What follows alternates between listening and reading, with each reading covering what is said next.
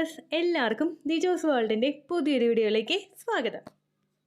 നിങ്ങളുടെ കൈ, കാല്, പാദം, വജൈന, ബ്രസ്റ്റ്, യൂട്രസ്, അതായത് നമ്മുടെ സ്റ്റൊമക്ക്, ഈ ഭാഗങ്ങളിലൊക്കെ നിങ്ങൾക്ക് സൂചി കൊണ്ട് കുത്തുന്നത് പോലുള്ളൊരു വേദന ഓവുലേഷൻ കഴിഞ്ഞിട്ട് തുടർച്ചയായിട്ട് അനുഭവപ്പെടുന്നുണ്ടെങ്കിൽ ഇംപ്ലാന്റേഷൻ നടന്നതിൻ്റെ ആകാനായിട്ടും ചാൻസ് ഉണ്ട് കേട്ടോ.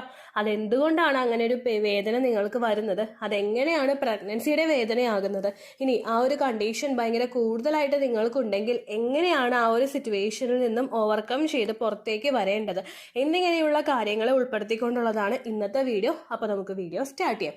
ഞാൻ ഈ പറയുന്ന പ്രഗ്നൻസി ലക്ഷണങ്ങളിൽ ഒന്നും തന്നെ നിങ്ങൾക്കില്ലെങ്കിലും നിങ്ങൾ വിഷമിക്കേണ്ട ആവശ്യമൊന്നുമില്ല.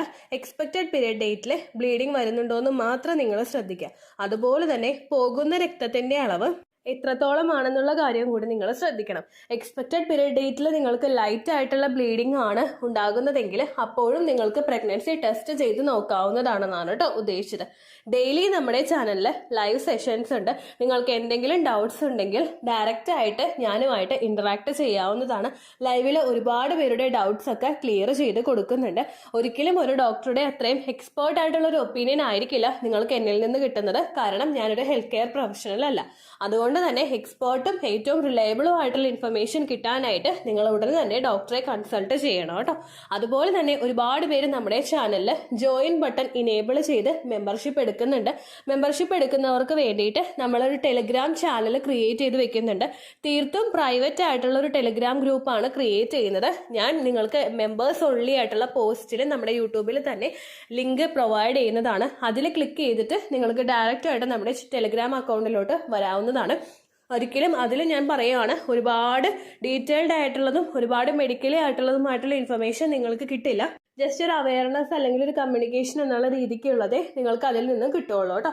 159 എബോവ് ആയിട്ട് മെമ്പർഷിപ്പ് എടുക്കും. 159 എബോവ് അല്ല, 159 159 രൂപയ്ക്ക് മെമ്പർഷിപ്പ് എടുക്കുന്നവർക്കാണ് ഈ ഒരു ബെനിഫിറ്റ് അവൈലബിൾ ആയിട്ടുള്ളത് കേട്ടോ. ഓക്കെ, അപ്പോൾ നമുക്ക് വീഡിയോ സ്റ്റാർട്ട് ചെയ്യാം. ഓവുലേഷൻ കഴിഞ്ഞിട്ട് പലരും പറയുന്നുണ്ട്, ചേച്ചി സൂചി കൊണ്ട് കുത്തുന്നത് പോലുള്ളൊരു വേദന തുടർച്ചയായിട്ട് ഉണ്ടാകുന്നു എന്നുള്ളത്. നമ്മൾ പയ്യെ ഇപ്പോൾ പേപ്പറിലൊക്കെ കുത്തുന്നത് പോലെ ഒരു സൂചി ഉണ്ടാവില്ലേ, അത് വെച്ചിട്ട് കയ്യിലൊന്ന് കുത്തുമ്പോൾ ഒരു സെൻസേഷൻ നമുക്കുണ്ടാകും. അതുപോലെ ഒരു കുത്തുന്നത് പോലുള്ളൊരു വേദനയായിരിക്കും ഓവുലേഷൻ കഴിഞ്ഞിട്ട് പല സമയങ്ങളിലും സ്ത്രീകൾക്ക് ഉണ്ടാവുന്നത്.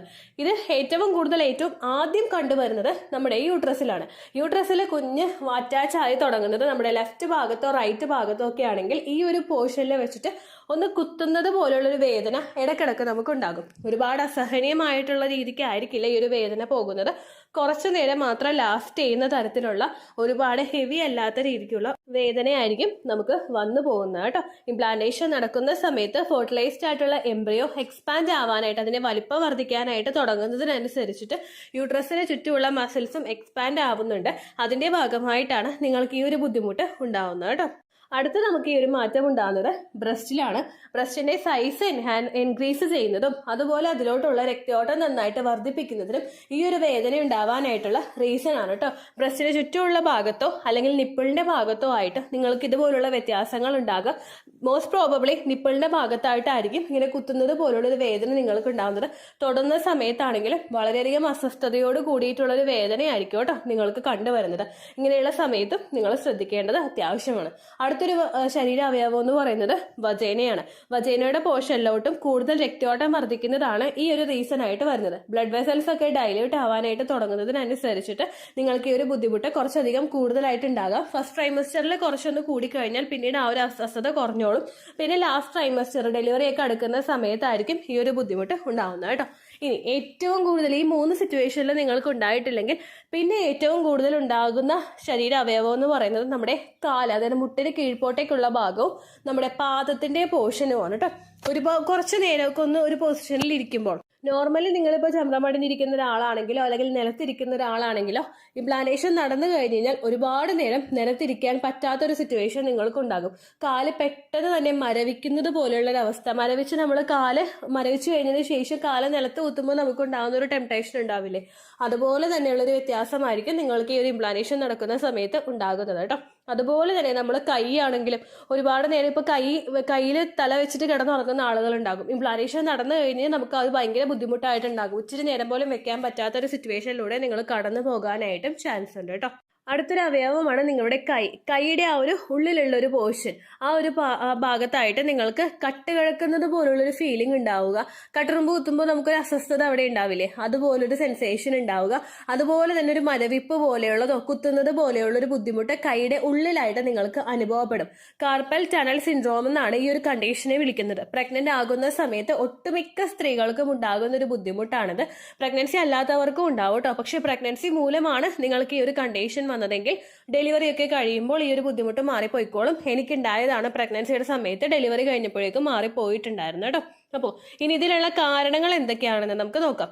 ഏറ്റവും ആദ്യത്തേത് ശരീരത്തിൽ പ്രൊഡ്യൂസ് ആകുന്ന റിലാക്സിൻ ഹോർമോൺ ആണ്. ബോഡി എക്സ്പാൻഡ് ആവാൻ വേണ്ടിയിട്ടും ബാക്കിയുള്ള എല്ലാ മസിൽസിനെയും ആ ഒരു പ്രോസസ്സിനെ സപ്പോർട്ട് ചെയ്യാൻ വേണ്ടിയിട്ടും ശരീരത്തിൽ പ്രൊഡ്യൂസ് ആകുന്ന റിലാക്സിൻ ഹോർമോൺ ആ ഒരു മസിൽസ് ഒക്കെ നന്നായിട്ട് ഡെവലപ്പ് ആകാനായിട്ട് വികസിക്കാനായിട്ട് ഹെൽപ്പ് ചെയ്യുന്നതിന്റെ ഭാഗമായിട്ട് നിങ്ങൾക്ക് ഇത്തരത്തിലുള്ള ഡിസ്കംഫേർട്ട് ഈ അവയവങ്ങളിലൊക്കെ ഫീൽ ചെയ്യാം കേട്ടോ.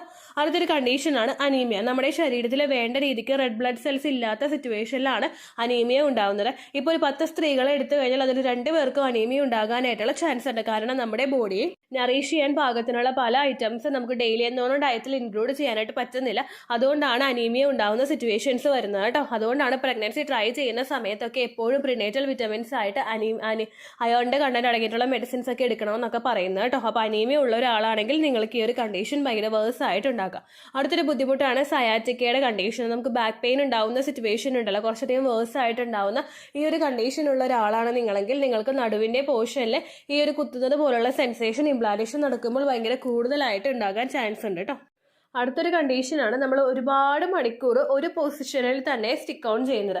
ഒരുപാട് നേരം ഒരേ സൈഡ് തന്നെ തിരിഞ്ഞിട്ട് ഒരുപാട് മണിക്കൂറുകളോളം കിടക്കുന്നത്, അല്ലെങ്കിൽ ഒരുപാട് മണിക്കൂറുകളോളം ഇരുന്ന്, ഇപ്പോൾ ജോലി സ്ഥലത്താണെങ്കിലും ഇരുന്ന് ഒരൊറ്റ സ്ട്രെച്ചിൽ ഒരു 5 മണിക്കൂറൊക്കെ ഇരുന്ന് ജോലി ചെയ്യുന്നത്, അങ്ങനെയുള്ള കണ്ടീഷൻസ്. അതുപോലെ തന്നെ നമ്മൾ നിലത്തിരിക്കുന്ന സിറ്റുവേഷൻ ആണെങ്കിൽ കണ്ടിന്യൂസ് ആയിട്ട് ഒരുപാട് മണിക്കൂറുകളോളം നമ്മൾ ആ ഒരു പൊസിഷൻ മെയിൻറ്റെയിൻ ചെയ്യുന്നുണ്ടെങ്കിൽ അതും ഈ ഒരു കണ്ടീഷൻ ഉണ്ടാകാൻ വേണ്ടിയിട്ടുള്ള റീസൺ ആണ് കേട്ടോ.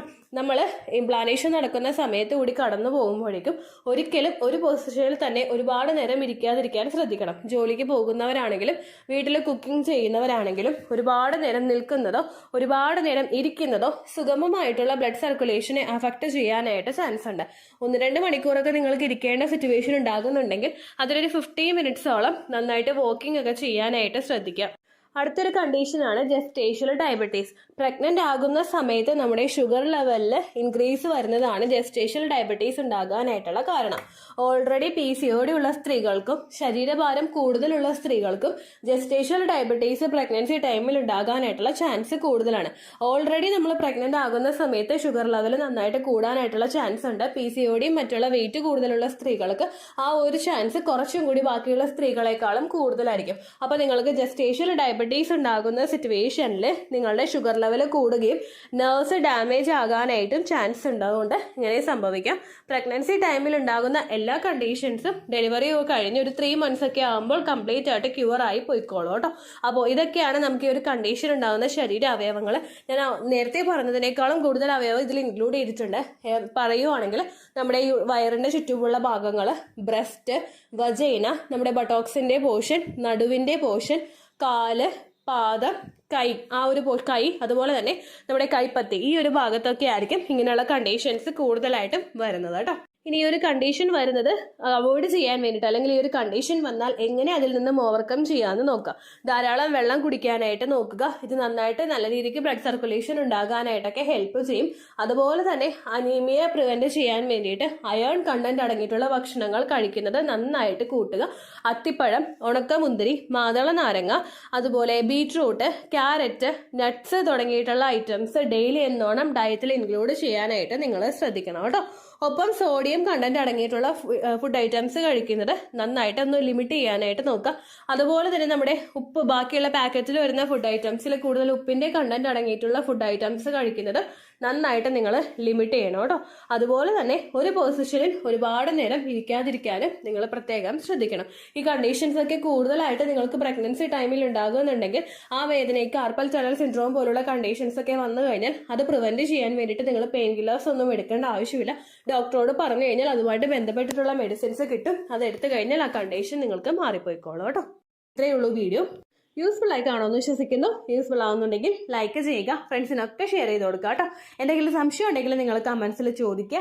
പണ്ടത്തെ വീഡിയോയ്ക്ക് കമന്റ്സ് ഇടുന്നവർക്ക് റിപ്ലൈ ലഭിക്കുന്നില്ലെങ്കിൽ ലേറ്റസ്റ്റ് ആയിട്ട് ഞാൻ ഏത് വീഡിയോ ആണോ അപ്ലോഡ് ചെയ്യുന്നത് അതിന് താഴെ കമന്റ് ഒന്ന് കോപ്പി പേസ്റ്റ് ചെയ്യാനായിട്ട് ശ്രദ്ധിക്കുക കേട്ടോ. അതുപോലെ ഓവുലേഷൻ ഡേറ്റ് കാൽക്കുലേറ്റ് ചെയ്ത് തരാനായിട്ട് റിക്വസ്റ്റ് ചെയ്യുന്ന ആളുകൾ എത്രയാണോ സൈക്കിൾ ലെങ്ത് അത് മെൻഷൻ ചെയ്യാനായിട്ട് ശ്രദ്ധിക്കുക. സൈക്കിൾ ലെങ്ത് എന്നതുകൊണ്ട് ഉദ്ദേശിച്ചത് ഓരോ മാസവും എത്ര ദിവസം കൂടുമ്പോഴാണോ ബ്ലീഡിങ് വരുന്നത് അതാണ് സൈക്കിൾ ലെങ്ത്. കഴിഞ്ഞ മാസം ഒരു 8-ാം തീയതിയാണ് ബ്ലീഡിങ് ആയതെങ്കിൽ ഈ മാസം 6-ാം തീയതിയാണ് ബ്ലീഡിങ് ആയതെങ്കിൽ കഴിഞ്ഞ മാസം 8-ാം തീയതി മുതൽ ഈ മാസം 6-ാം തീയതി വരെ എത്ര ദിവസമുണ്ടോ അത് കാലണ്ടറിൽ എണ്ണി തിട്ടപ്പെടുന്നതാണ് നിങ്ങളുടെ സൈക്കിൾ ലെങ്ത്. സൈക്കിൾ ലെങ്ത് നമ്മൾ കൃത്യമായിട്ട് കാൽക്കുലേറ്റ് ചെയ്യുകയാണെങ്കിൽ ഓവുലേഷൻ ഡേറ്റ് എളുപ്പത്തിൽ കണ്ടുപിടിക്കാൻ വേണ്ടിയിട്ട് ഒരുപാട് ആപ്ലിക്കേഷൻസും ഒരുപാട് ഓൺലൈൻ ആയിട്ടുള്ള വെബ്സൈറ്റുകളും ഇന്ന് നമുക്ക് അവൈലബിൾ ആണ്. പ്ലേ സ്റ്റോറിൽ പോയിട്ട് ഓൺലൈൻ ഓവുലേഷൻ ട്രാക്കർ എന്ന് ടൈപ്പ് ചെയ്ത് കഴിഞ്ഞാൽ നിങ്ങൾക്ക് അതുമായിട്ട് ബന്ധപ്പെട്ടിട്ടുള്ള ആപ്ലിക്കേഷൻസ് കിട്ടും. അത് പറ്റുന്നില്ല എങ്കിൽ ഗൂഗിളിൽ പോയിട്ട് ഓൺലൈൻ ഓവുലേഷൻ കാൽക്കുലേറ്റർ എന്ന് ടൈപ്പ് ചെയ്ത് കഴിഞ്ഞാൽ അതുമായിട്ട് ബന്ധപ്പെട്ടിട്ടുള്ള വെബ്സൈറ്റുകൾ നിങ്ങൾക്ക് കിട്ടും. അതിൽ നിങ്ങളുടെ ലാസ്റ്റ് മന്തിലെ മെൻസ്ട്രേഷൻ്റെ ഡേറ്റും ഒപ്പം ഞാൻ ഈ പറഞ്ഞ രീതിക്ക് നിങ്ങൾ കാൽക്കുലേറ്റ് ചെയ്യുന്ന സൈക്കിൾ ലെങ്ത്തും എൻ്റർ ചെയ്ത് കൊടുക്കുകയാണെങ്കിൽ നിങ്ങൾക്ക് കൃത്യമായിട്ട് ഓവുലേഷൻ ഡേറ്റ് കണ്ടുപിടിക്കാനായിട്ട് സാധിക്കും. ഫെർട്ടൈൽ ടൈം പീരീഡും നിങ്ങൾക്ക് കിട്ടും. അതായത് എത്ര ദിവസം മുതൽ കോൺടാക്ട് ചെയ്ത് തുടങ്ങിക്കഴിഞ്ഞാൽ നിങ്ങൾ പ്രഗ്നൻ്റ് ആകും എന്നുള്ളൊരു ഡേറ്റും നിങ്ങൾക്ക് പ്രോപ്പറായിട്ട് കിട്ടും കേട്ടോ. ഇത് കാൽക്കുലേറ്റ് ചെയ്യുന്ന സമയത്ത് സൈക്കിൾ ലെങ്ത് കാൽക്കുലേറ്റ് ചെയ്യുന്ന സമയത്ത് നിങ്ങളുടെ ആ ഒരു കലണ്ടറിൽ നോക്കി തന്നെ നിങ്ങൾ കാൽക്കുലേറ്റ് ചെയ്യുക. പല മാസങ്ങളിലും 30-31 ദിവസമുണ്ട്, അതുകൊണ്ടാണ് അങ്ങനെ പറഞ്ഞത്. ഒപ്പം നിങ്ങൾക്ക് ബ്ലീഡിങ് തുടങ്ങിയ ദിവസത്തിന് വേണം നിങ്ങൾ ഡേ 1 ആയിട്ട് എടുക്കാൻ വേണ്ടിയിട്ട്.